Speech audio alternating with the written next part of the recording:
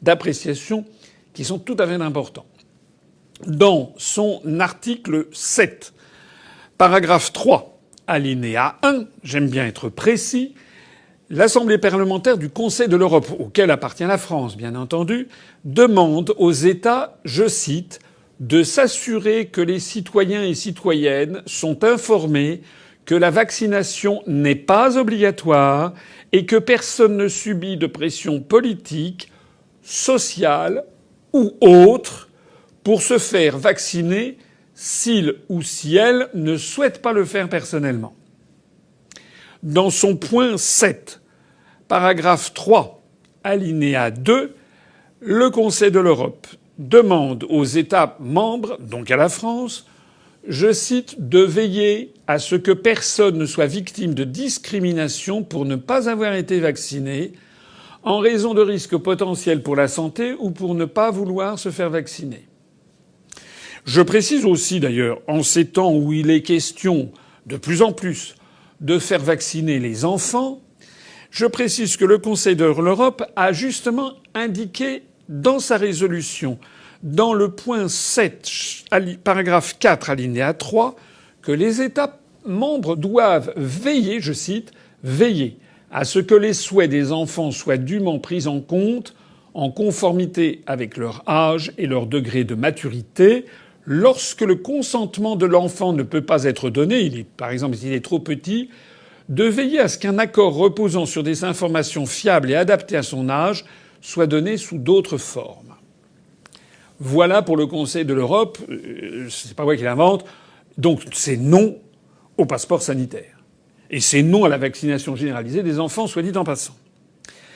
Et puis il y a des États dans le monde, et notamment dans le premier État du monde par la puissance économique et militaire, les États-Unis d'Amérique.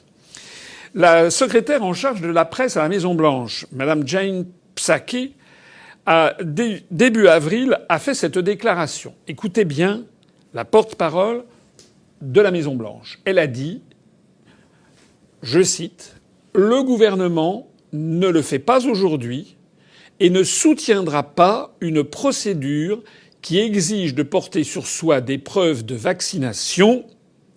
Il n'y aura pas de base de données fédérale ou de mandat fédéral exigeant chacun d'obtenir une preuve de vaccination. » Donc, monsieur Joe Biden, dont tous les médias, dont monsieur Macron et dont tous les bien-pensants ont plein la bouche, même monsieur Joe Biden et son administration disent non au passeport sanitaire obligatoire aux États-Unis. États-Unis, où d'ailleurs d'ores et déjà 7 États sur 50 ont interdit le passeport vaccinal. Je me plais à les énumérer ici.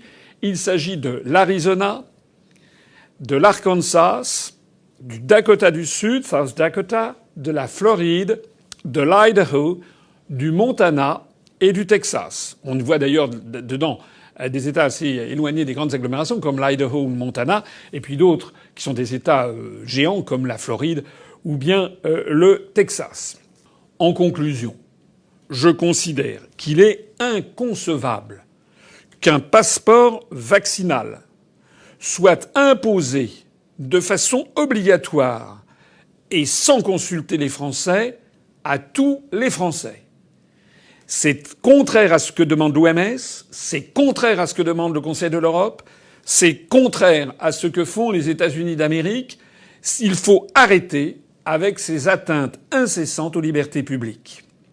Le pass sanitaire, ça doit être non, de la même façon que l'on ne vous demande pas si vous allez dîner ou dans un restaurant ou si vous allez visiter un musée, si vous êtes séropositif au virus du sida, si vous êtes vacciné contre la tuberculose ou la rubéole, ou bien si vous avez un cancer. C'est absolument inadmissible.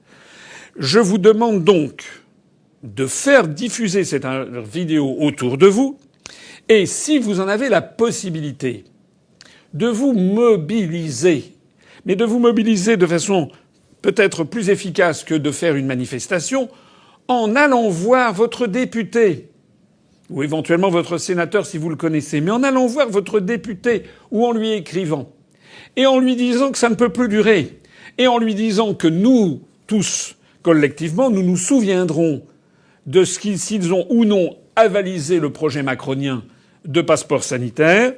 Et nous nous en souviendrons très bientôt, puisque les élections législatives, c'est dans un an, en 2022. Le passeport sanitaire ne doit pas passer, il ne passera pas. Vive la République et vive la France.